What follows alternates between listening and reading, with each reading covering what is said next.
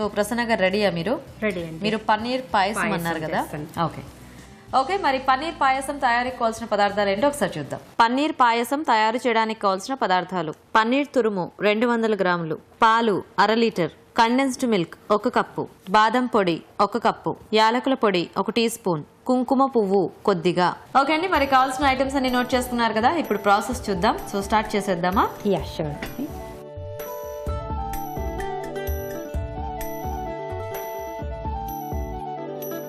Okay, so stove on చేసేసాను.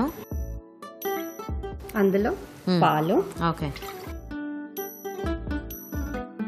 So అంటే ఈ పాయసంకి ఎలా మరగాల? బాగా మరగాలి పాలు. ఓకే, సో దీంట్లో ఇప్పుడు మనం యాడ్ చేసుకోవచ్చు. అయితే ఇది కొద్దిగా బాయిలింగ్ రావాలా? కొద్దిగా బాయిల్ కాగానే. ఓకే, సో పన్నీర్ అది మనం ఇంకా అన్ని డైరెక్ట్ గా యాడ్ చేసేసుకోవటమే, పన్నీర్ గ్రేట్ చేసేసుకోండి. ఓకే, సో షుగర్ లేకుండా మొత్తం అంతా కండెన్స్డ్ మిల్క్, సో ఆ స్వీట్నెస్ సరిపోతుంది అనమాట. ఓకేనా? యా. ఇప్పుడు కొద్దిగా పన్నీర్. ఓకే,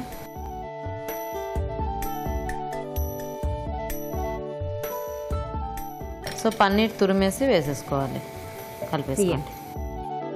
సో అంటే మీ ఇంట్లో స్వీట్స్ ఎక్కువ ఇష్టంగా తింటారా, హాటా? మా ఇంట్లో నేను ఒక్కదాన్నే బాగా స్వీట్ తింటానండి.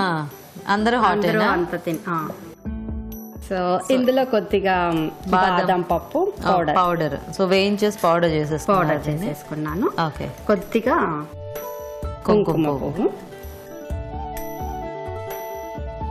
సో కొంచెం కలర్ చేంజ్ అవుతుంది మనకి, టేస్ట్ కూడా బాగుంటుంది. ఇక్కడ ఇలాచీ పౌడర్. ఓకే, ఇంత ఇంగ్రీడియంట్స్ ఇంతే. ఇంకా దాన్ని కొద్దిగా బాగా థిక్ అయిన వరకు కొద్దిగా బాయిల్ చేసేసుకొని. కండెన్స్డ్ మిల్క్ ఎప్పుడు యాడ్ చేసుకుంటారు? తర్వాత కండెన్స్డ్ మిల్క్ కొంచెం అన్ని వరుసగా యాడ్ చేసేసుకోవటమే మనకి. ఓకే ఓకే,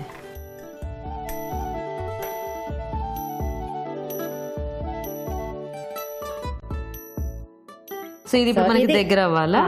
ఓకే, సో తీసేయచ్చా? ఇంకా ఇది బాగా దగ్గరికి అయిపోయి కలర్ కూడా బాగా చేంజ్ అయిపోయినట్టు కదా. దీన్ని ఇప్పుడు మనం ఒక బౌల్లోకి తీసేసుకుందాము.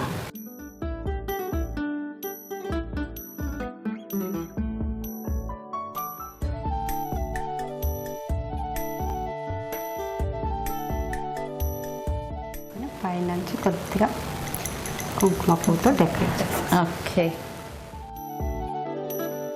సో రెడీ పన్నీర్తో పాయసం.